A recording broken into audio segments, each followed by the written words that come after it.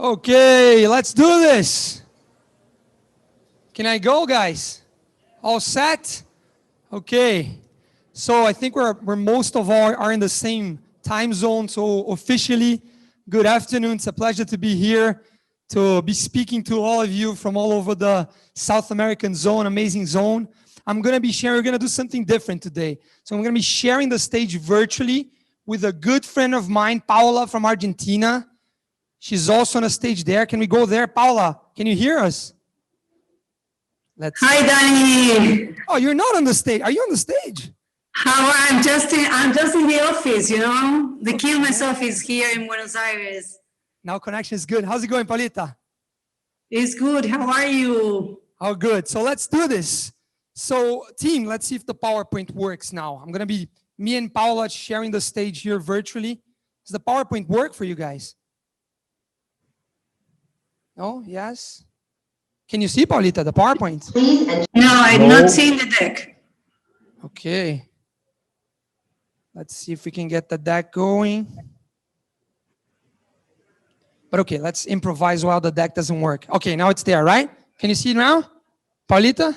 Good? I can, but as long as people can see it. I think people can see it. Not yet. Not yet. Okay, very good. But basically, team, we're going to talk about the first chapter of the transformation dimensions that JJ shared. We start the chapter here talking about brands, and more than brands, talking about love. I think it's something very important for us to talk about. And our big mantra is to create brands for each and every one of us. I think it's a very, very important concept.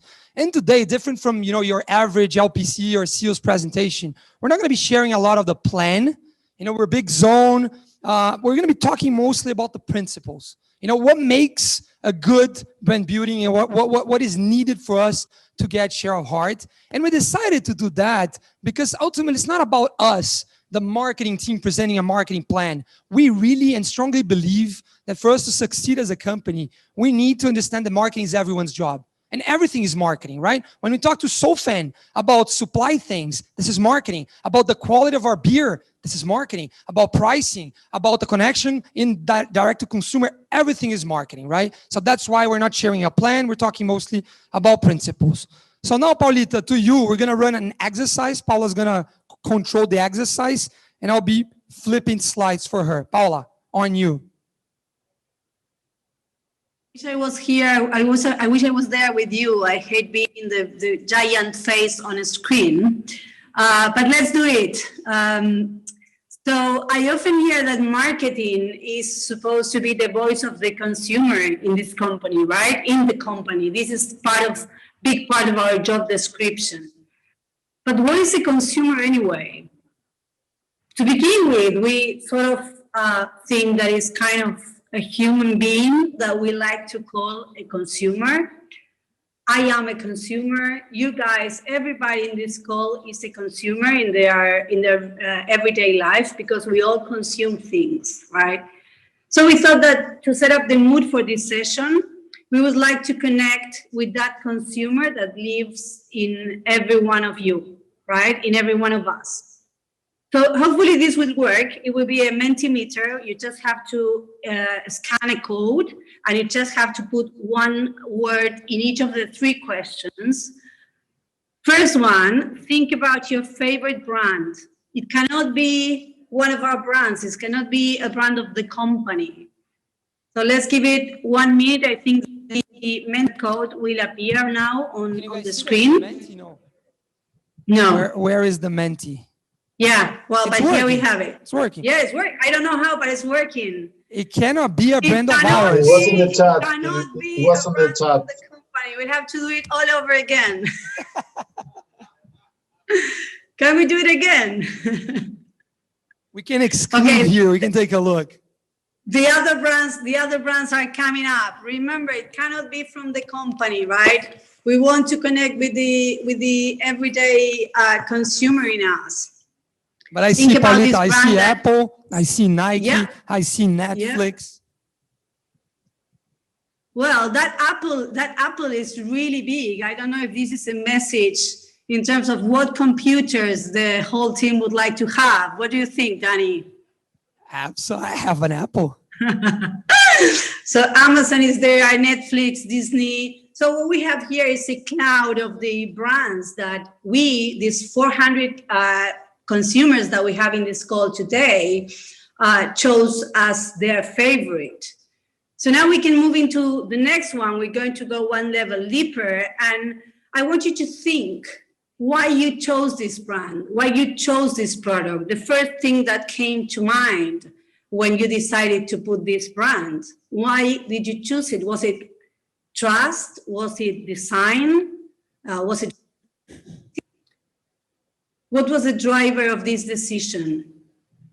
Let's give it a minute, but hopefully what we will see is everything that can explain us going to a different shop if we don't find our favorite brand in the first one. Everything that can explain why we would recommend some brand to a friend of us or why we would pay more for it. Should we look at the cloud?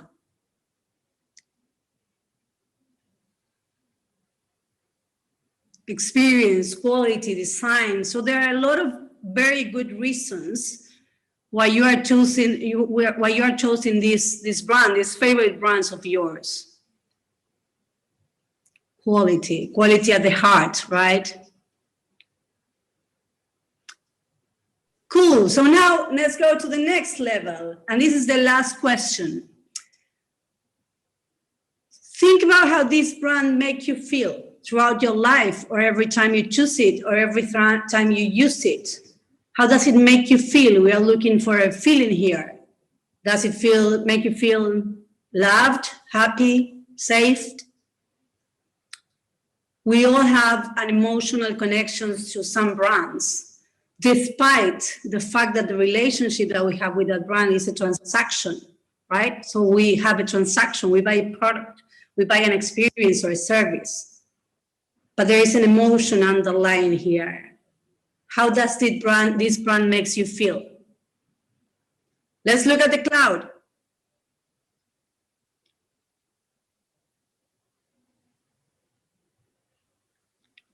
Comfortable, happy, powerful.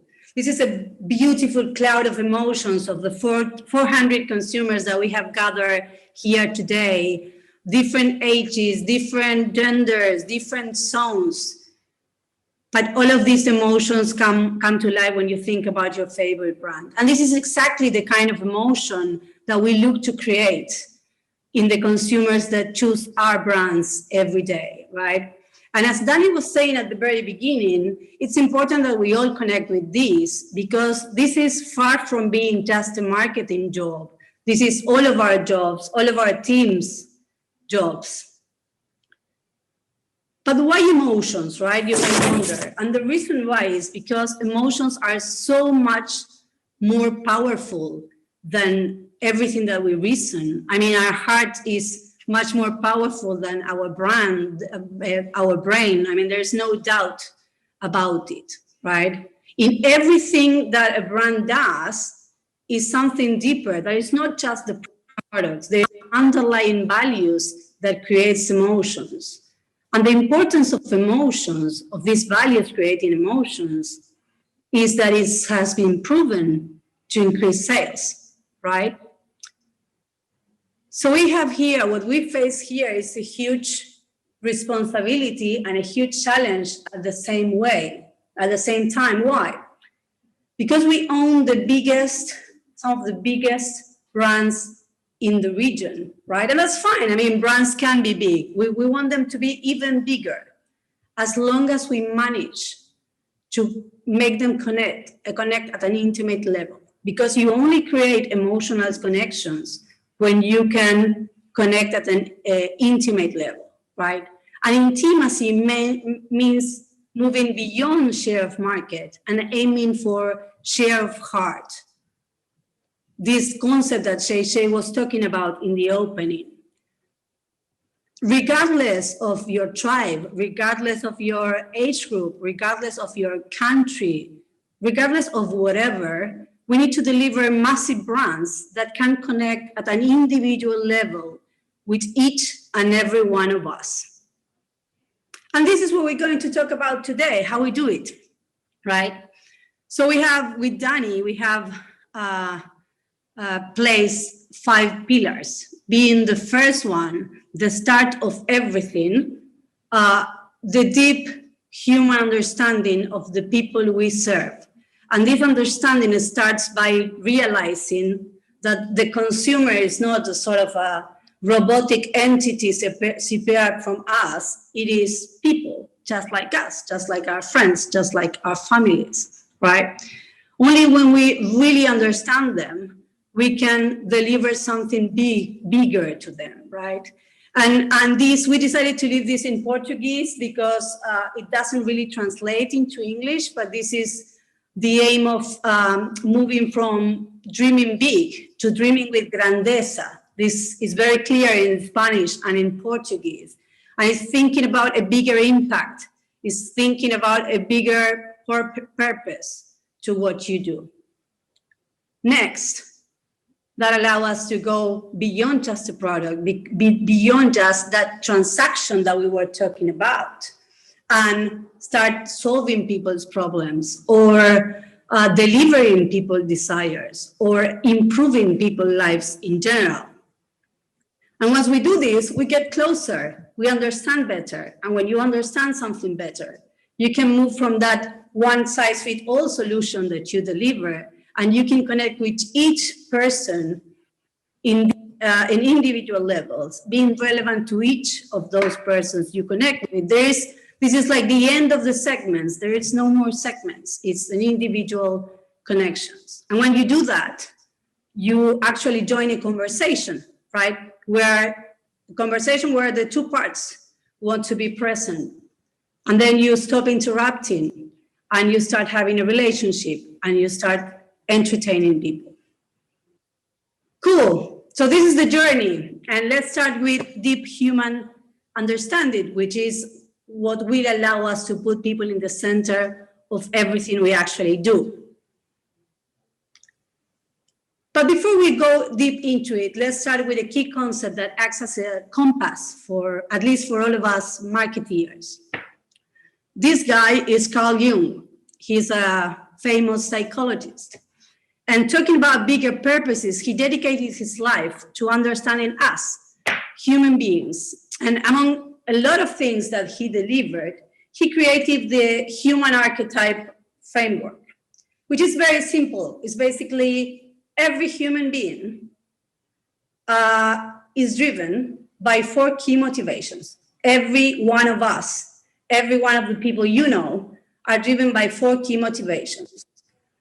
They're looking for structure, they're looking for changing things, they're looking for discovering things, or they're looking for some sort of belonging to a certain type of community. Within these 4 key motivations, we have like 3 archetypes, which is 3 different approaches of this personality to go towards what they want, to go towards structure or change, or whatever, right? When you dive into what the archetype represents, you would very easily recognize yourself, your family, your friend. It is very simple if you continue to read what they are about, right? So it can be your funny uncle acting as a jester in your Christmas party, or it can be your anti-establishment friend elaborating a conspiracy theory over a beer at a bar and acting as the outlaw. But the reason the understanding of this archetype is so instinctive is because it's universal. We connect with them in a very unconscious level. So let's look at an example. Let's look at Dove. Dove is a beauty brand, a care brand, and it's represented by the innocent type. Innocent archetype is all about positive, optimistic, honest, and pure, right? The innocent he just wants to be happy, and he just wants to be everybody to be happy. And in the end, he's only craving for safety. And this brand, throughout its history, was built around a functional benefit, a very good functional benefit, which was this soap will not dry your skin. Perfect. With that functional benefit, Dove was destined to have a very successful soap. I used to work at this brand, and there was something much bigger happening, much bigger than moisturization happening at this stage. And it was this. It was the beauty industry. It was the unrealistic beauty standards that this industry has been proposing like since forever, right?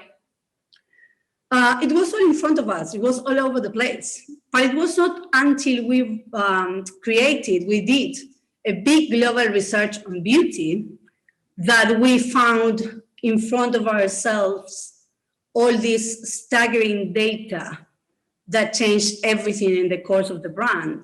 Only when we understood that 98% of women of different cultures, of different ages, of different countries, 98% of them would feel uncomfortable by stating that they were beautiful. That was like, boom. You know, when you open the door of the fridge and you know that everything's dark, but you open it and then the lights comes out. That was what this research did for the brand, right? It was not going to be anymore about a soap, a very successful soap. It was going to be about a soap, but it was going to be about something much bigger than was empowering women through something, well, basic self-love. It was 2004, and Dove launched this. We can see the video, Danny. Let's roll the video. Great, please, cameras roll. And recording's now. Slate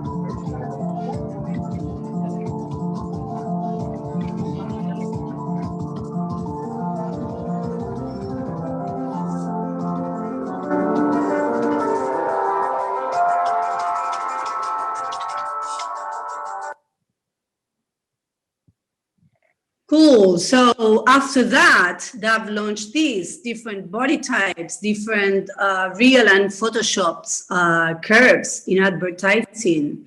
And then it moved into age and different type of skins and different sizes, right? And just now, it launched this.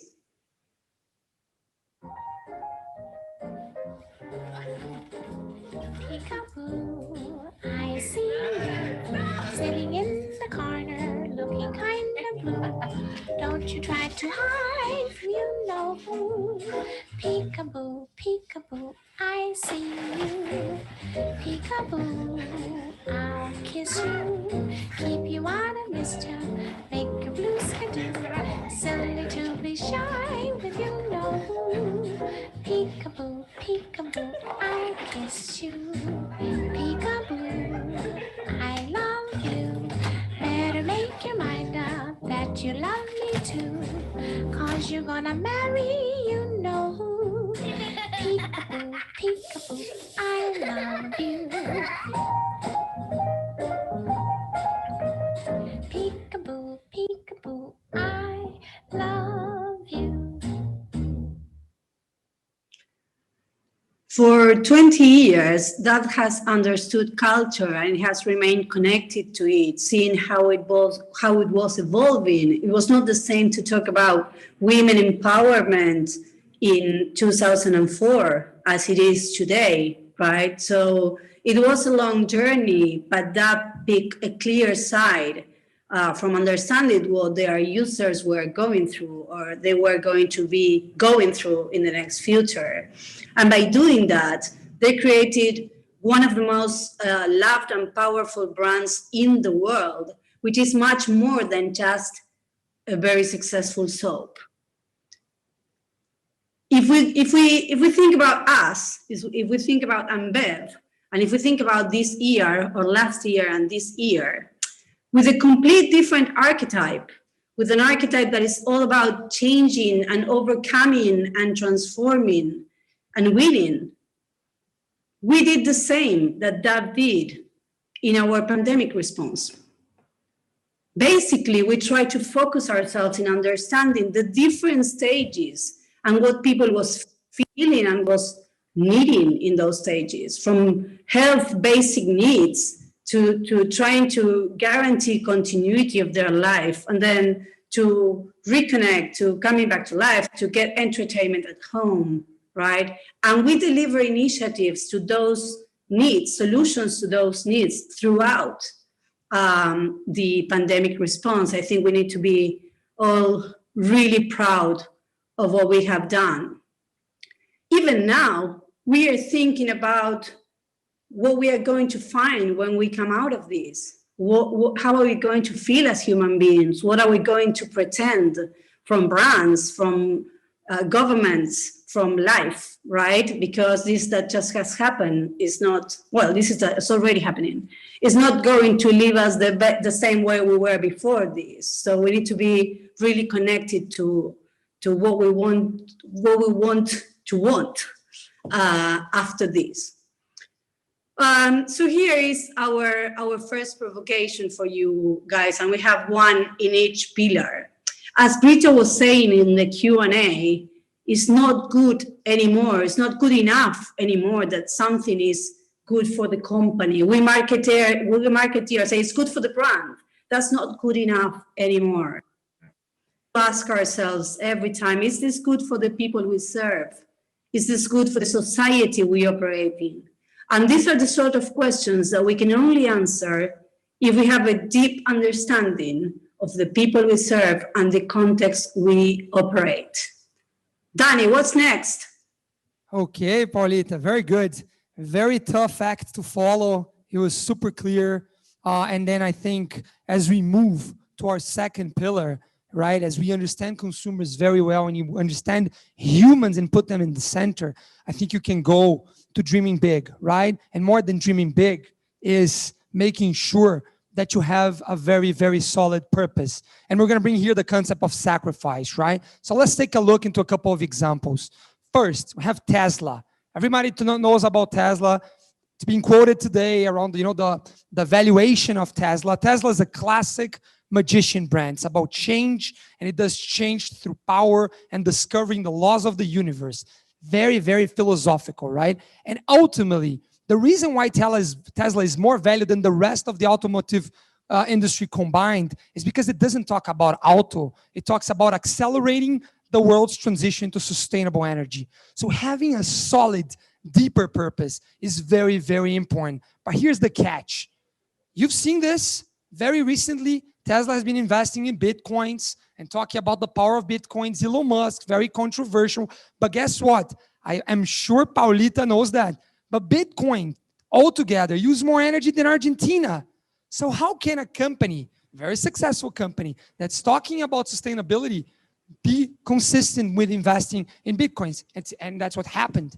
When it came down, Tesla cannot do Bitcoins anymore because it doesn't fit their purpose. Still very successful company, a reference, but ultimately it lights up something in our control dashboard, which is purpose has to go beyond words, team. It has to be about story doing, and mostly it has to be about sacrifices. We pride ourselves of being the company of and it's great, and most of the times it's right, but sometimes sacrifices need to be made. Let's take a look into a couple of examples that take the concept of sacrifices and purpose. So this is REI. They're a very powerful retail of the United States. They sell things for the outdoors, climbing gears, mountain things, camping things. And ultimately their purpose is to awaken a lifelong love of the outdoors. And they're a retail company. What do retailers have in common in the United States? Black Friday, right? So how can they match How can they be consistent between awakening a life in the outdoors with the spirit of indoor sales competition of the Black Friday? So ultimately, what they have done is they've created a movement, and they've started something huge that meant a lot of sacrifice. And we're going to see a video that talks a little bit about that.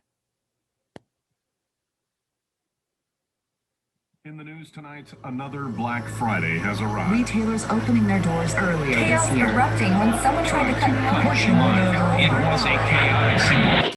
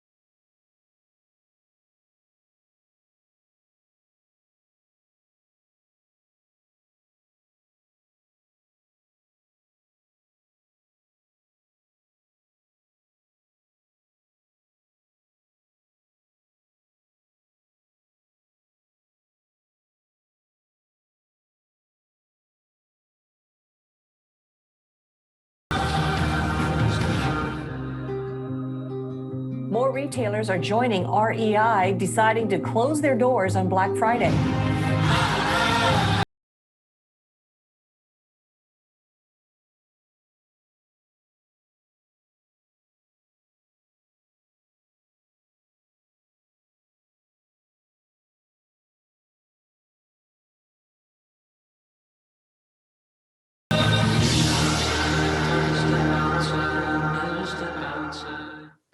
Remember, right? Black Friday is the biggest day of retail. So getting out of that is very important. And it sends a big message. And it talks about leadership as well. It's very hard. Can you imagine to convince people about that? It's not easy. Let's take a look into another example that I think speaks to us in a certain way. CVS is a pharmacy chain of the US as well. And their mission is to help people on their path to better health. So they're all about health. Of course, they're a pharmacy. But guess what? $2 billion until 2014 every year came through selling cigarettes. So as a health company, they were selling cigarettes and getting a lot of money from that.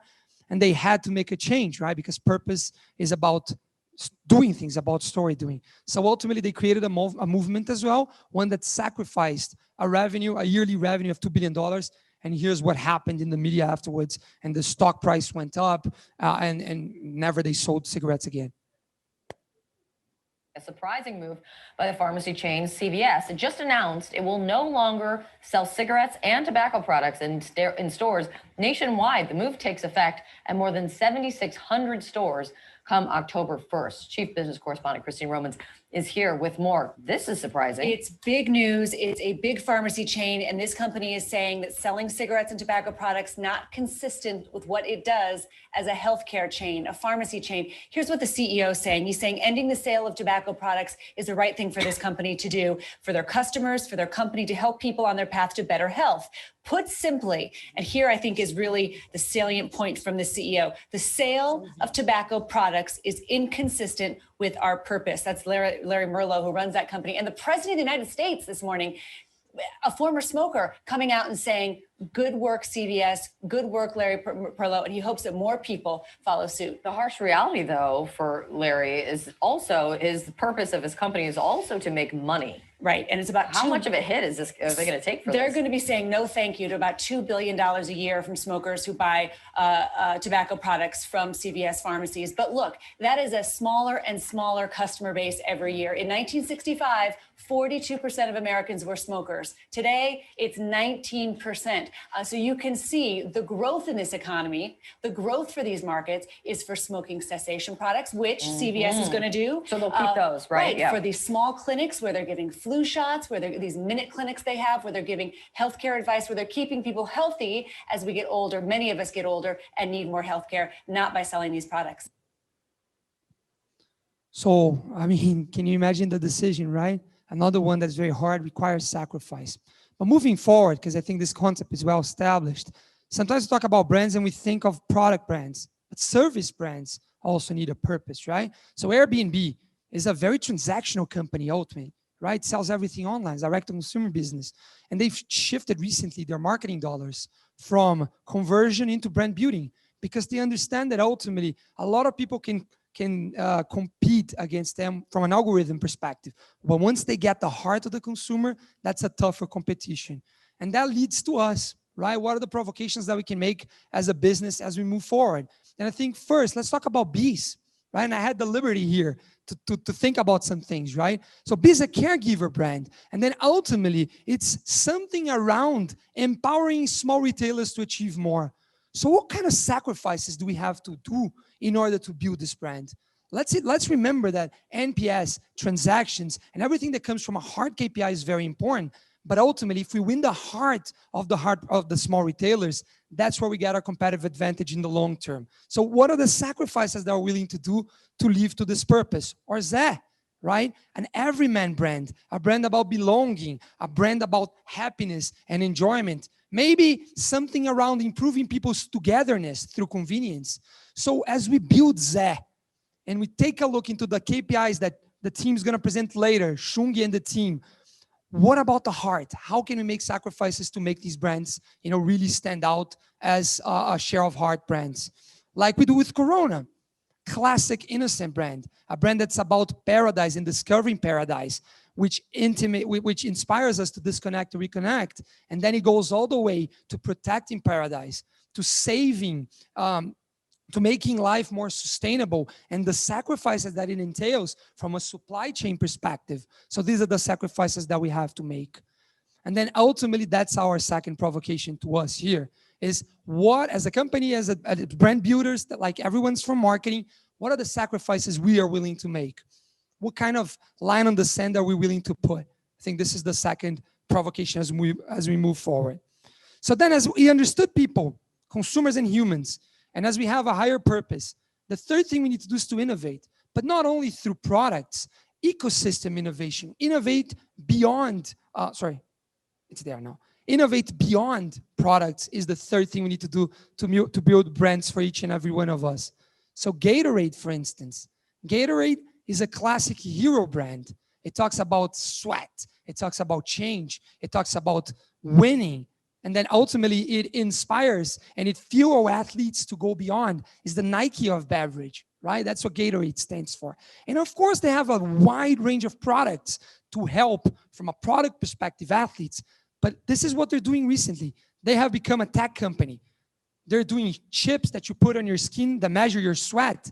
They're doing apps that ultimately help you regulate your body. And that's what makes them even bigger, winning share of hearts of consumers as they move from physical products into the cloud, ultimately. So this is a very, very interesting example as well. Another one is Tide, a soap brand that ultimately is about providing families with peace of mind. So of course they can innovate and launch better solutions. Now they're investing in retail. They're opening laundries that are very convenient near big urban areas to help people have more peace of mind. Or ultimately IKEA, which we have an example to share. IKEA is a retailer from Sweden, and they're all about democratizing design. But what they realized is that the world population is very different. And there's a lot of people with cerebral palsy in Israel, where this comes from. And they've created a line, an outsourced line, to help democratize design for this audience. Let's take a look into the video.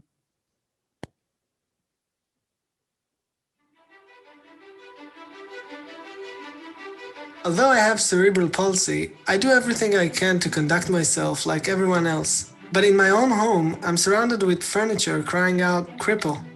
I'd like to sit on a regular sofa without being afraid I won't be able to get up.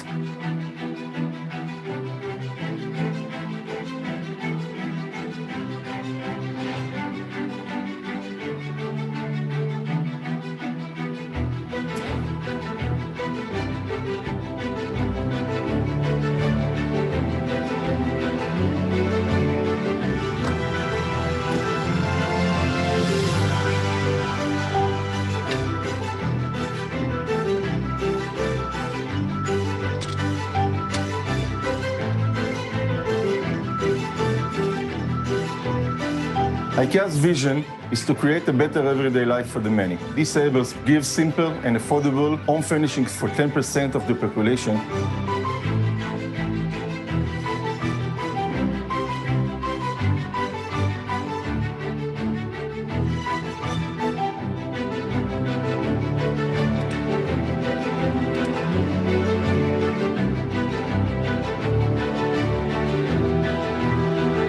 Every child, every person is different depending on their needs. Disability drives innovation. Even in some of our public libraries, there's 3D printers.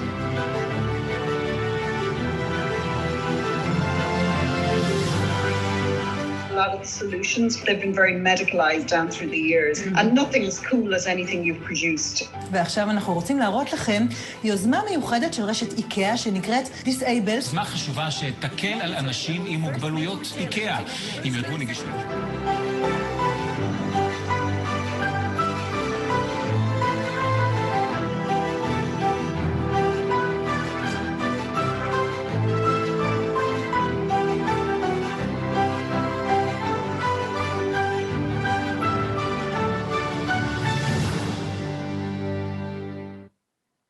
So what I like about the three examples as we think about ourselves is that they went beyond, physical products, and they created something that is helped through algorithms, through technology. It's on the cloud, so it's super scalable, right? Even IKEA, ultimately it's about products, but they open sourced, right? So I think this is the reflection that we need to do into our brands. Let's think about Stella. How can we move Stella from being just a brand, a product brand that ultimately invites us to savor life together, right? As a caregiver, as a lover brand, as an intimate brand.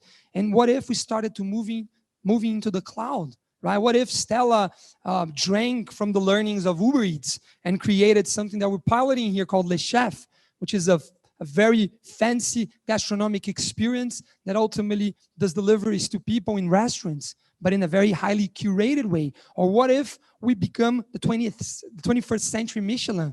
Think about Michelin. Michelin is a tire brand, right? And they ultimately created the most expensive guide of the world. How can we do that with Stella and move further away from product and creating something that solves people's pains? Or Corona that we spoke a little bit about, right? Disconnect to reconnect. What if it drank from the Airbnb Bible and it became a platform for exploration, right? So these are the kind of thoughts that we're starting to have as we move into an ecosystem 21st century for marketing. And that's the provocation that we ask ourselves. For the brands, regardless of where they sit, what if they became an app? What kind of problem they would be solving? This is the kind of thing that we are now reflecting and learning from the best to update our marketing playbook. And now we move back to Paulita on the fourth pillar, which is, where are you, Paulita? Are you there? Thanks, Danny. I will try to speak as fast as possible in this one. Two things, but very obvious. Number one, nobody wants to be one of the crowd. We all want to feel special, right? And number two, the better you know people, the better you can delight people. So once we understand this, we can move from this one size fits all to connect individually with people.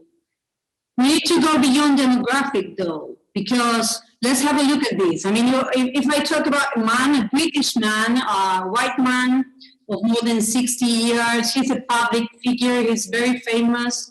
Do you have somebody in mind? I'm sure we all do, but we can end up in very different places if we just look at the demographics.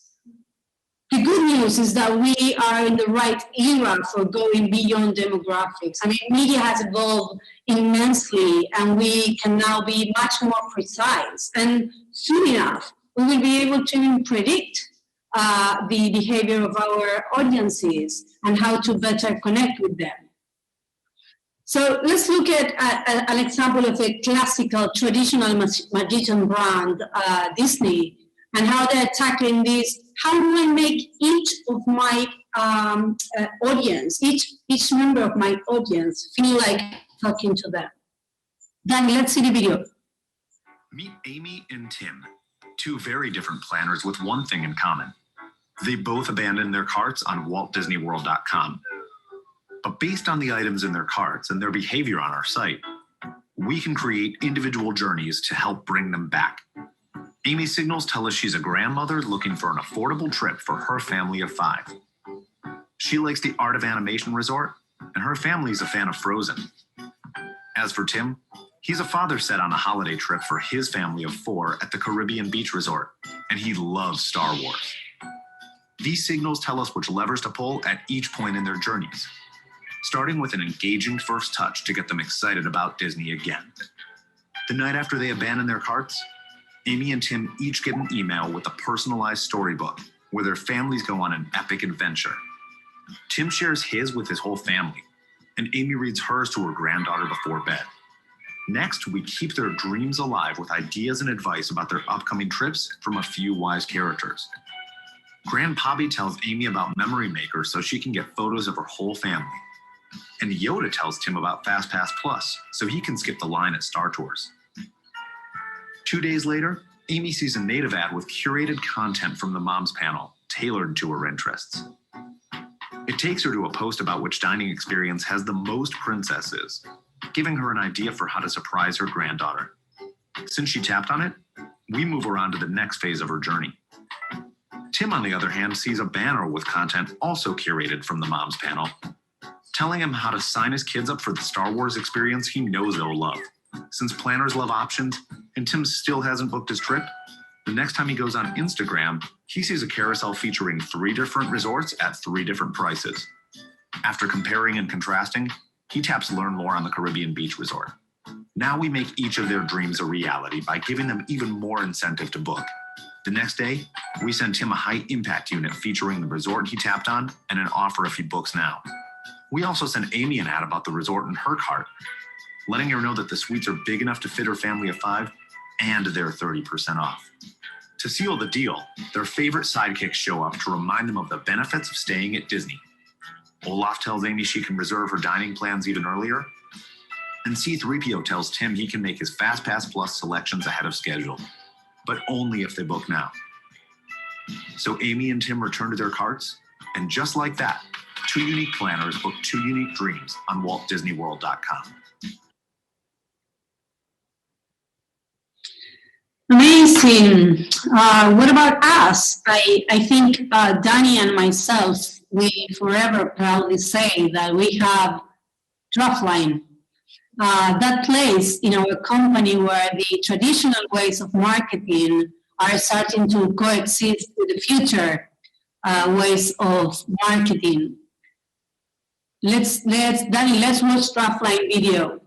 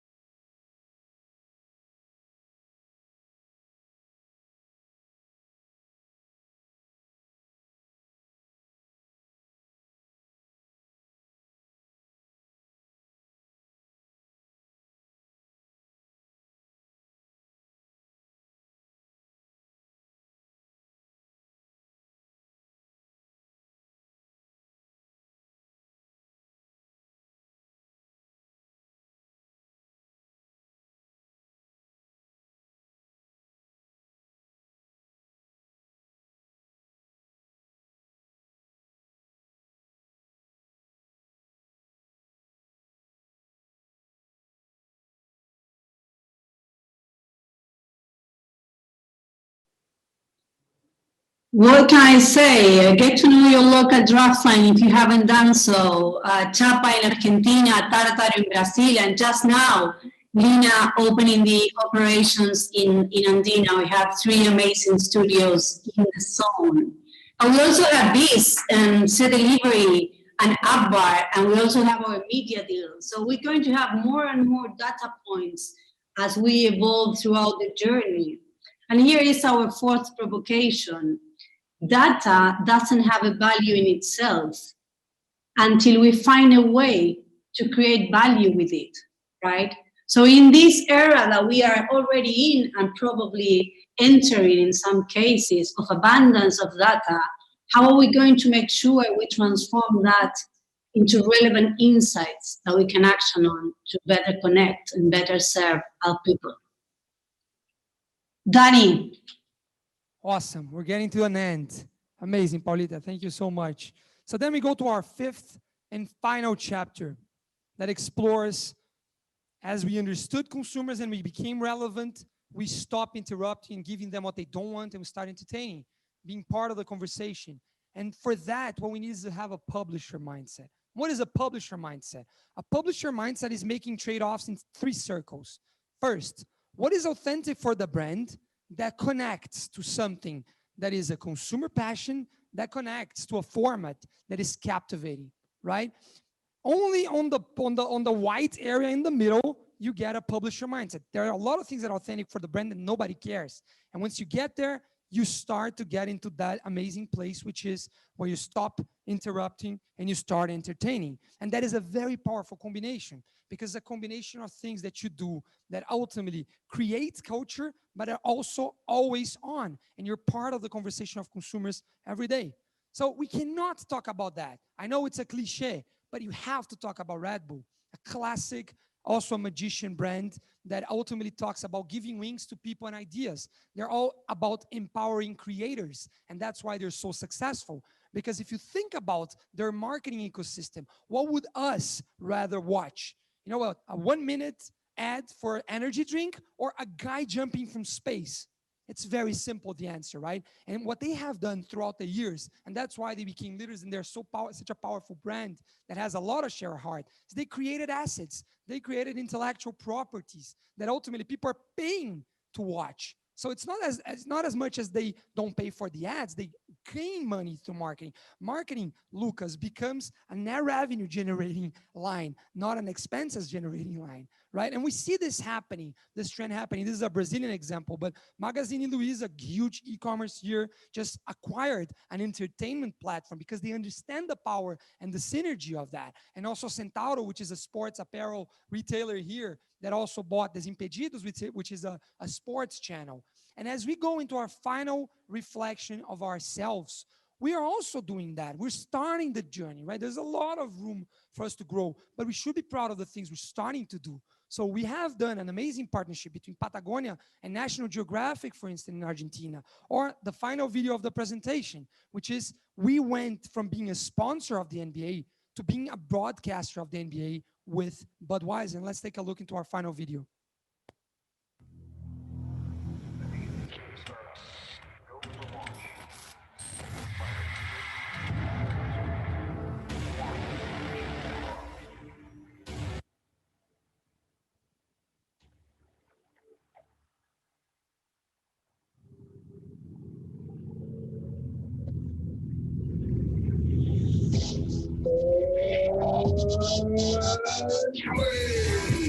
For the first time, a brand will broadcast NBA games.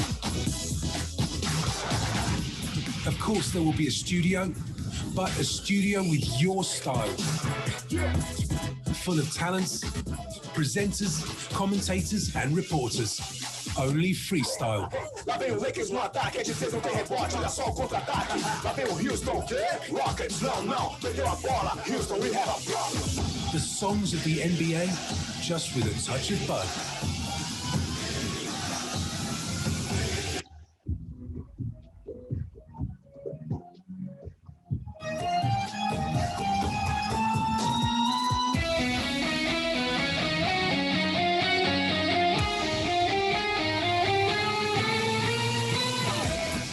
Webcam becomes Podcam. And the showrunner's COC, Chief of Content, nobody better than the one and only Emicida. Y'all ready for this? So it's the start of an amazing journey, right? And this is also powered by Draftline or Draftline Studios that has been partnering with a lot of brands throughout the world, but of course, our zone into creating intellectual property from an entertainment perspective. And we're going to see that in some of the presentations of today as well. And that leads us to our final provocation, which is in a world in which we cannot control conversation, how much control do we give to empower, give away, to empower creators? The days of us controlling the message, the days are over. So how much control do we give is a provocation we ask ourselves in the marketing world every day. So guys, we get to the end of the 5 pillars to create, brands for each and every one of us, which is very important. And we just want to end this presentation with one more thing, which is for us to do that, we also need to evolve culturally as we are already doing. Right? We need to evolve from a company that is all about results, but that has a little bit of authority in our spirit, to a company that is all about results, that has learning in our mindset.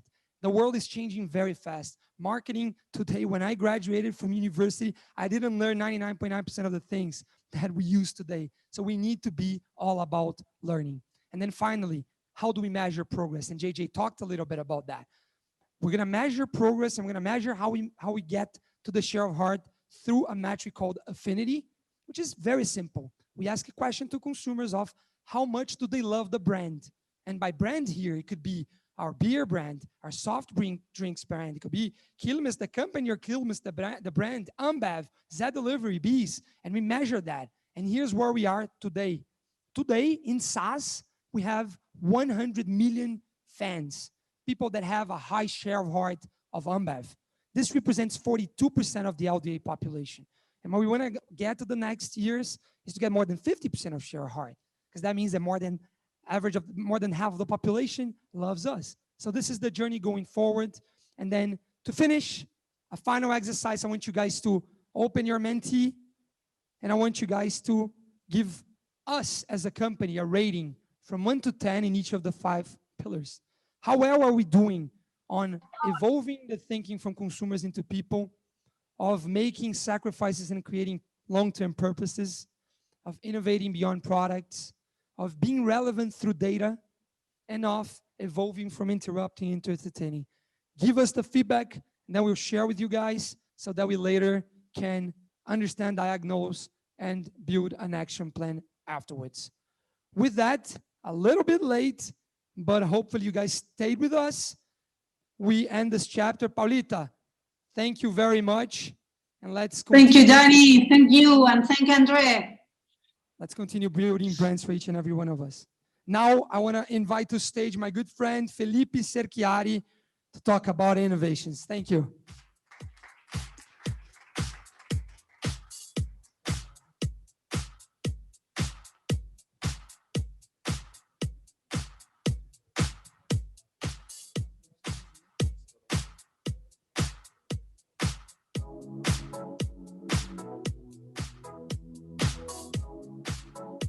All right.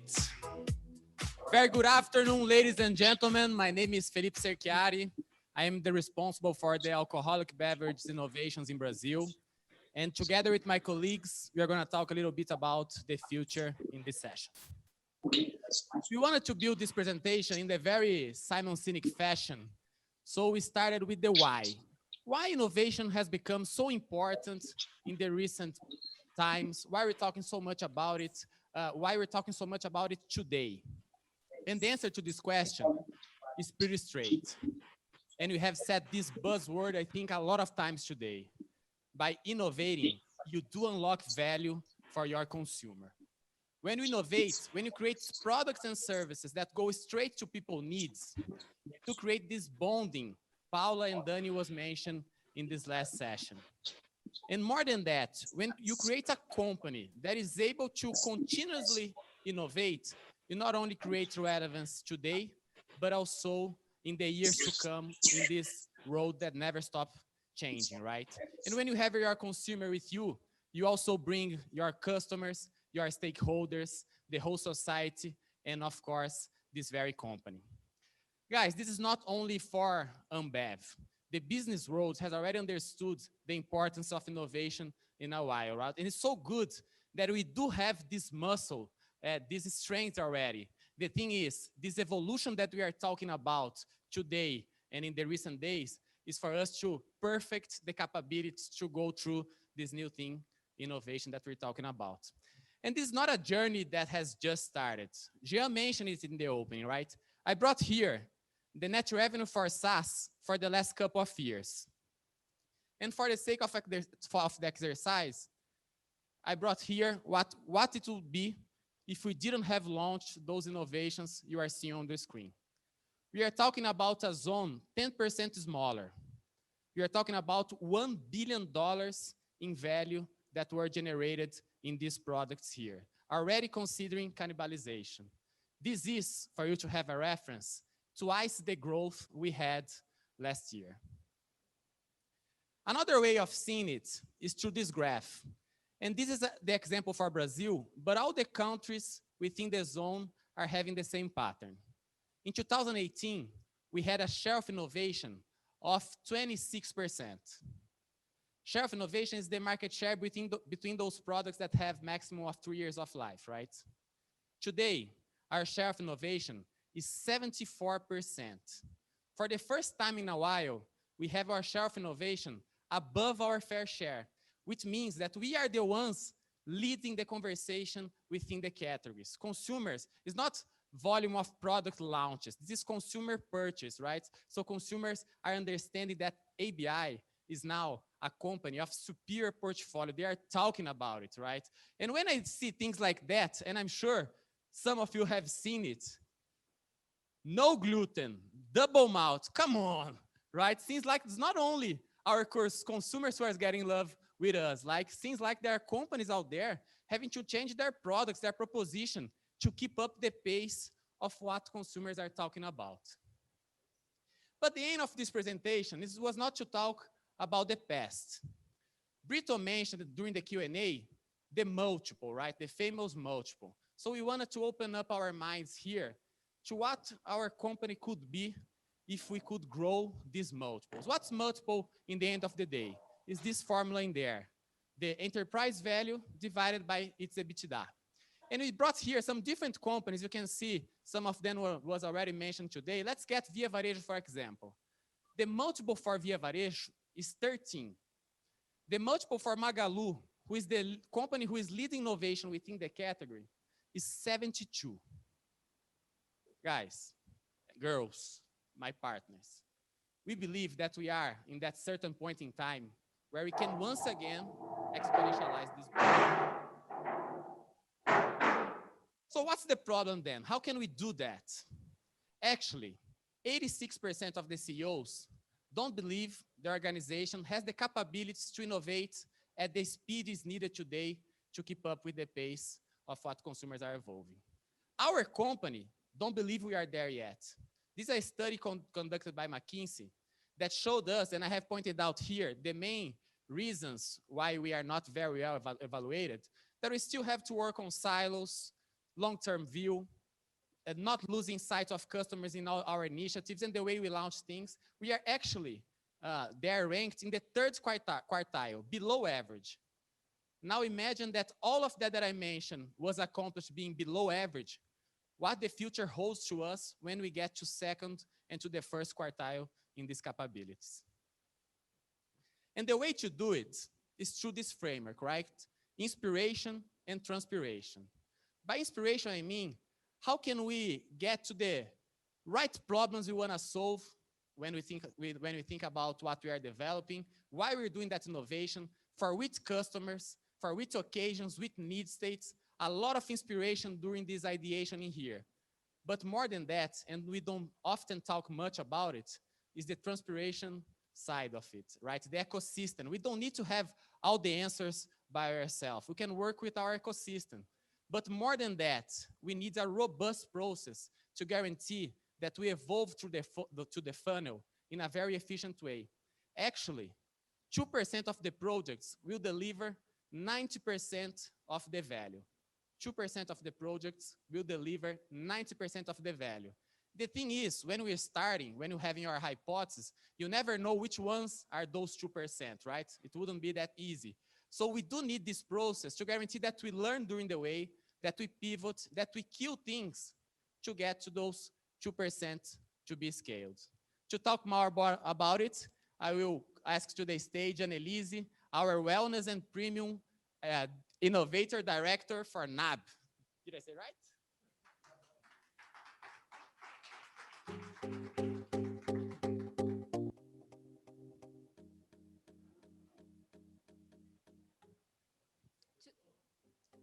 I'm really excited to be here today to talk a little bit more about our framework, especially about inspiration and then transpiration. To start, join me in a journey back to the 19th century, when less than 5% of the population of the US had access to cars. Then meet Henry Ford. Henry Ford had a huge challenge ahead of him. He had to reach lower classes with an affordable car. And in order to do that, he had to change the whole ecosystem of car production. The cost of the car were really high, so he had to be very inventive. And he created the assembly line. But he got inspired by something that he saw in the meat packing industry. And this behavior, it is something that he got over and over again. He saw this behavior he got this behavior on the Japanese technology over the standard black painting or the national franchise of the sewing machine and so on. He used to say that he had never invented anything, that he simply gathered the findings of others. And this is something that we have to be able to do into our company. Innovation is not only creating something new, it's also something that we have to be able to be open, try to see solutions, put things together in a new way. Let's talk about iPhone. All the technology available into the iPhone were already over there separately. The genesis of Jobs was to put everything together into a single device and into our pockets. Netflix changed the way we do entertainment. It tackled all the pain points of the blockbuster business. Even the COVID vaccines, the Pfizer partner with biotech, AstraZeneca, with Oxford, all of these show us that we have to be open to the whole ecosystem that is in front of us. The solution is not only within, that we have to have a clear idea of the problem. So I invite you all to fall in love with the problem, to use and leverage over our capabilities at our network that is at our disposal. We have partners, we have agencies, we have universities. So let's use them. And why should we do that? Due to the transpiration, we have to build a strong pipeline. 19 out of 20 products will fail. We have to build our funnel. We have to put a lot of products in order to have 2 or 3 success. But those 2 or 3 success, we will scale and pay the bill. To do that, we have to change the way we do innovation. From a linear way, where we have the concept, we spend a lot of efforts, resources into design, development, expect that the product would be 100% ready for the consumers and then magic would happen, to a more agile way, where the concept is there, where we put an MVP quickly into the market, we get consumer feedbacks, we iterate. This process can cause us a lot of discomfort. We have to have courage to pivot, to kill a project. It requires a lot of collaboration from our team. All this behavior is something new to us. But the good news is that we have some examples where we already did that. Let's talk about Brahma Duplo Malte. Brahma Duplo Malte is only a success because it gathered all the learnings from the previous launches. It got the learnings from Skol Ultra, Skol Hops, Skol Pure Malt, and even all the concepts that were tested. We were able to have the perfect name, brand, claim, recipe, and now it's a huge success. In Argentina, we had Andes, who also got all the learnings from the previous launches, got inspired by the wine industry, launching something sophisticated with quality claims, with distinctive communication. In NABS, we have, for me, a pilot that we are doing, that we are entering a whole new world, the health and wellness business, that will help us to get a lot of learnings, to be able to be closer to doctors, nutritionists. And then let's talk about GT, the perfect example of the method. GT was launched in Lollapalooza with Skull Twist. Then the team had the courage to change everything, the recipe, the name, the packaging, the layout. We did a pilot in Campinas for 4 months, changed it again, now partner with Anita, and now it's a huge success. This is the behavior that we want. So our framework that is in 2 big pillars, that has 2 big pillars, the inspiration and transpiration, it already have proved itself. We have to fall in love with the problem, define a job to be done based on real consumer needs. We have to improve our capability using the network that is at our disposal. Also use the method, the iteration method, where data is king. And to talk a little bit more about data, I'm gonna ask Cleide, who is our Insights Director, to join the stage. Cleide? Is it working? Yeah, hello. Good afternoon, everybody, I'm back. Let's make the transpiration alive right now. So I come back, and the idea is to show the results of the quick research that I sent to you. For those who already drunk the beer, we are going to send the link, and you can still answer. It's online, so potentially the numbers will change here with me, so no problem. The idea is to show exactly how it works live. This is an example of something that we are already doing. So we are applying this kind of study with our consumers, putting the QR code in the packaging or in the table of a bar, where consumers can connect and answer some questions. Of course, here we brought a quick example. These are the results that we have.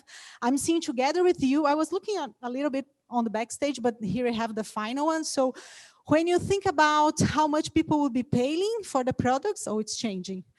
It changed a little bit. 10 minutes ago, in the Northeast, the price of spotting was a little bit higher. Now in the south of Brazil, it's 4 cents or higher, so it changed a little bit. And Andina is willing to pay more for a Corona than Rio de la Plata. These are the kind of research that can give us some hints with the products in the market to understand if we can make some changes. This is just an example. We can see this by region or by any kind of segment that you want. Let's go for the second one. The other question. Thank you. Here we were talking a little bit of the features of the product, and what we see in overall.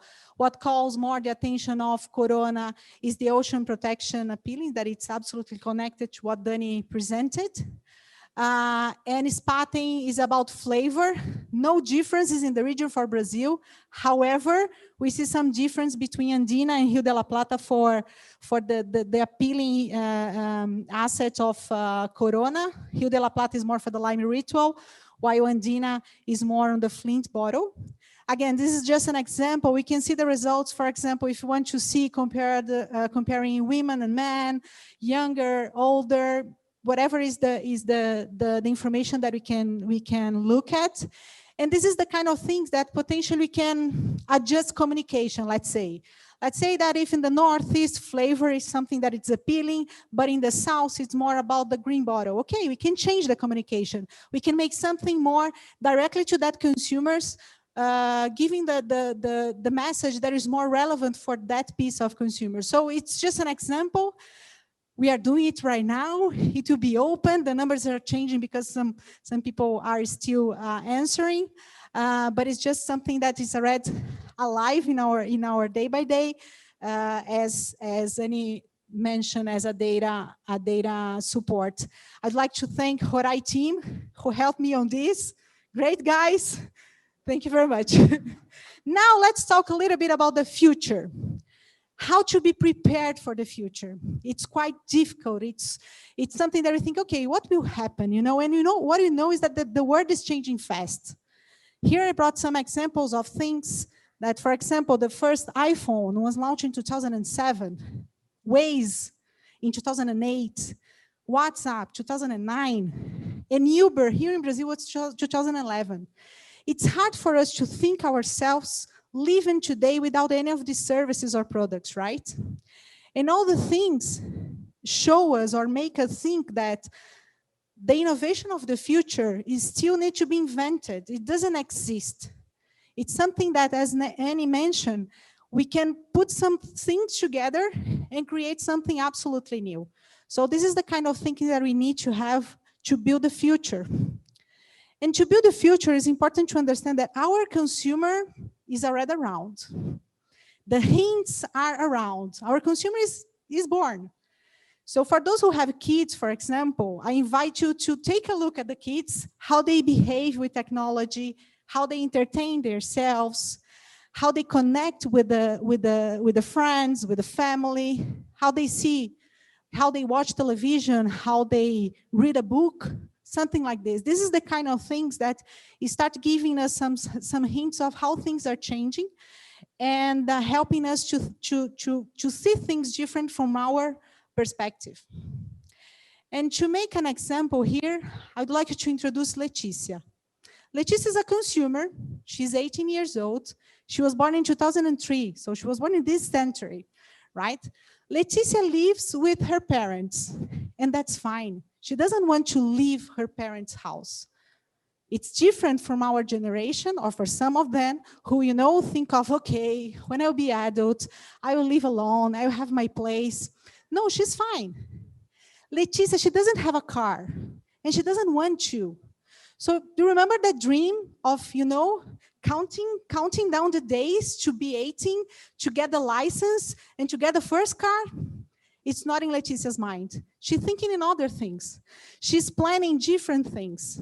She has a television at home, as the majority of our consumers. However, she prefers to watch Netflix in her computer. So it's an absolutely different kind of interaction with entertainment. Leticia wants to travel the world. She wants to experience everything that she can in different cultures, instead of buying a house. She can save money, but the money she can save is to experience the world.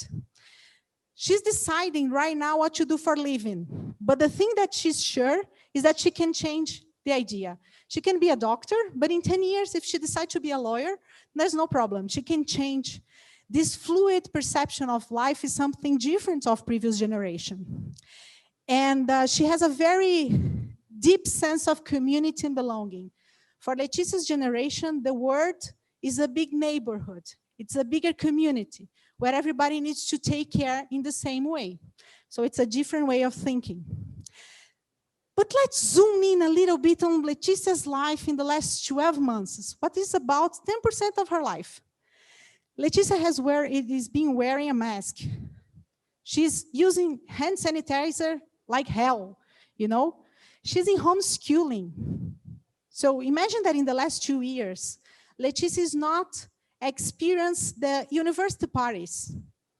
She's not having that kind of interaction with friends that we know that are important in this period of life.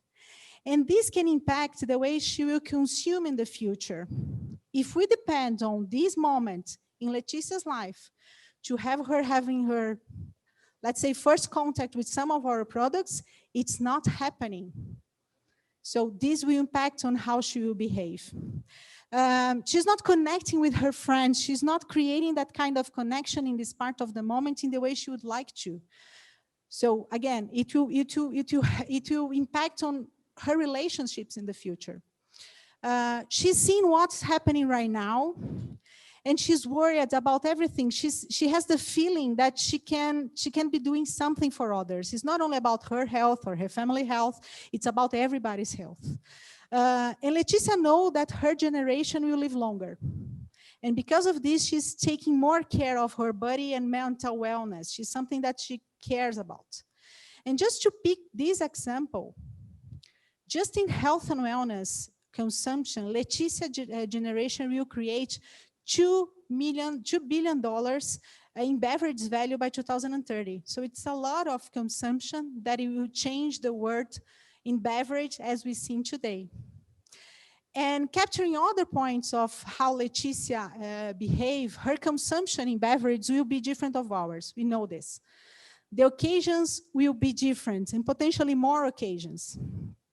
The way she choose products and brands will be based not only in price or promotion, but also on how the brands help her life or the community, how the brand is connected with her values and with the values that are important for her friends. So it's a very strong sense of purpose.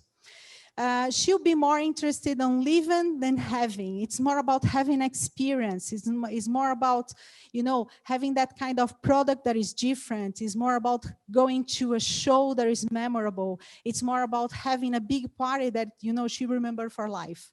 This is what Leticia expects. And anything that is not digitally connected will not be part of her life. Not because she doesn't want to, it's because it will not get in Leticia's word. She'll not be aware of it. So you need to be digitally connected. So based on this, and again, these are the hints of the future that we can start seeing. We defined some growth opportunity areas. There are spaces of the future that we understand that we have a value to capture on this based on how the world and the consumption has been evolving. So I talked a little bit about health and wellness. But if you think about occasions, for example, the expansion of occasions, it will value around $2 billion. If you talk about experience, that will be very important for Leticia's generation, we are talking about more $1 billion. If you sum up everything, it will be around $6.5 billion. Do you remember that $1 billion that Serchiari mentioned? It seemed a lot, right? Imagine this $6.5 billion. It's a lot of value that it can capture. And to do this, we are not only thinking about it, but we are doing something about it already.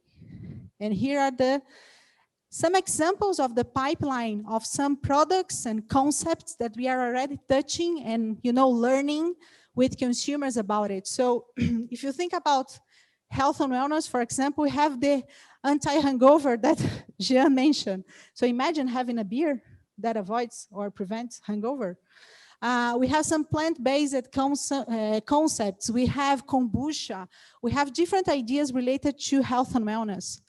Also, we have home draft and keg as alternative to bring a better experience for consumers in home.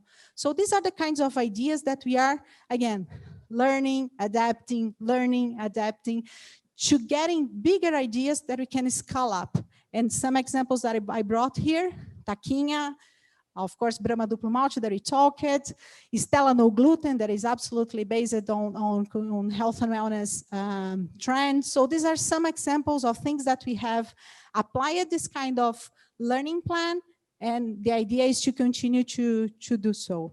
So to continue the story and explain a little bit of how it will be done, I invite Sofeng, our VP of Supply in the region, to continue with the story.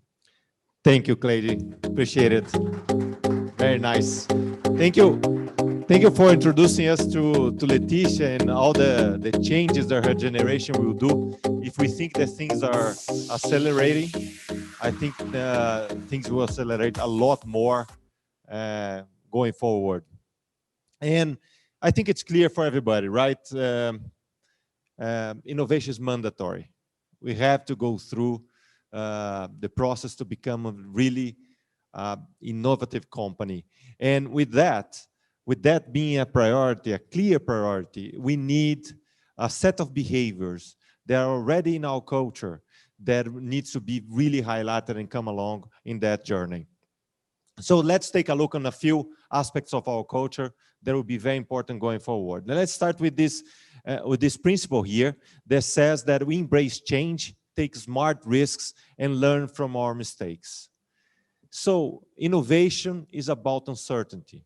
Innovation is about not knowing what's going to happen. It's new. And that implies risk. And to cope with risk, it's very important that we have trust. Trust is a very important factor among ourselves. Groups that have trust, they move faster. And one graph that I like very much to illustrate that concept is this one that shows the GDP per capita versus trust of several countries. What you see here is that as the trust index grows, the GDP per capita grows, the human development grows, the society grows. So trust is very important and key in this process. So if you think about trust, we have also some examples inside our company. And this one here is a very interesting one. It's a group, it's a voluntary group that was formed here in the headquarters. And they established some ground rules for them in the way they work. And these are the ground rules. First, ideas belong to the group. So they clearly say that the group is more important than the individual. The second thing is they gave themselves autonomy. Autonomy is key and is something that they conquered by giving themselves autonomy. Third, every area of the company is represented in this group, and they say that the most important factor is the fact that they don't have VPs in the group. They think this is very important. But they also say they have no hierarchy, and they always reach out for partners to work with them. They reach out for specialists, people that know well what they want to do. And they have always very clear purposes. So they put together some processes. So they meet 3 times a week. They always work with very short deadlines. They think the deadlines, all the volatility of creating short deadlines are very important in the process. They learn by doing, not by conceptualizing. They get into action very fast and always with the clients. And they have very clear owners for everything they do. And they put themselves in no barriers, no boundaries. So who is this group? This group is this one here. They accomplished 15 projects in 18 months. All these very famous ideas that also helped the company to be considered by the United Nations one of the most innovative companies in the COVID year. Most of these ideas were born within this group, and they have all these initiatives like the hospital, the hand sanitizer, the oxygen plant. So all born inside this group, and they want a lot more, and they call themselves the Squad do Bem. And what they taught us in this process are 2 things. First, trust was very important for them to move fast. They trust each other, they move fast, and the guys on behind here are celebrating that I'm mentioning them, and they move fast. And the second thing is they put the team always ahead of the individual. So trust was very important. And let's see what our culture says about teams. So this is one of the principles here. We are measured by the quality and diversity of our teams. So teams was always in our culture. Teams are more important than individuals, especially diverse teams are very important for innovation because we need people with different backgrounds, able to see the problems from different points of view. And of course, one point of view that can never be absent from the table, from the discussions, is the client, the consumer, and the user point of view. So teams are very important. And why are we doing all this? Of course, Cerchiari showed us at the beginning, we want to move from this very inconvenient position of being on the 3rd quartile of the most innovative companies to a much better position in the 1st quartile. And how are we going to do this? I think this whole innovation mindset that we are sharing here with you from Cerchiari, Anis, and Cleide's presentation are key, but very important as well to remember there's something that was always in our DNA that will be absolutely important. Inspiration will be important, mindset will be important, but innovation requires a lot of transpiration and hard work. And very few companies have the ability to deal with the intensity that innovation requires as our company. And we are prepared for that journey. We have the means, we know how to access the clients and the consumers, their minds, and we have the intensity that will be required. So just to finish, let's take a look on a message that Leticia sent from the future for us to see her point of view on this mission that we have. Please roll the video.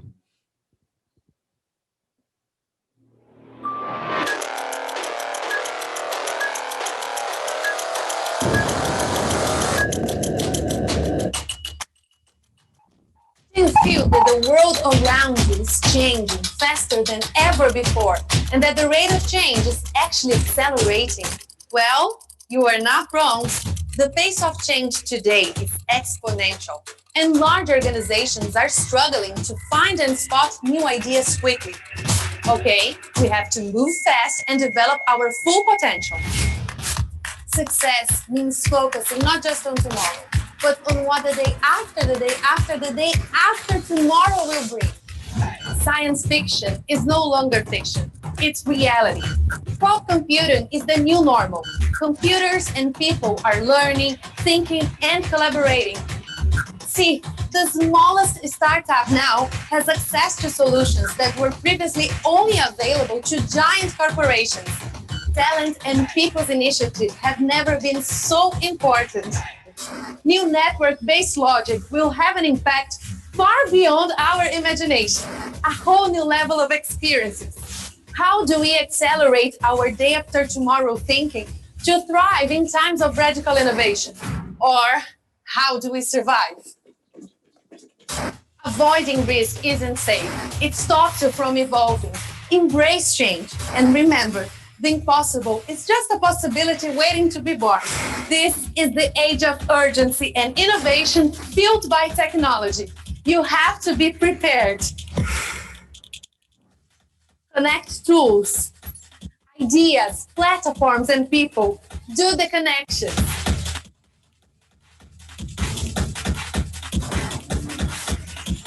If you are willing to learn, unlearn, and build decisive new directions, you will find your day after tomorrow. The future is built now. So thank you, guys. The future is built now and is built by us, by this team here. Please count on all of us to make this happen. So now we're going to leave you with a 10-minute break. We'll be back in 10 minutes. Thank you.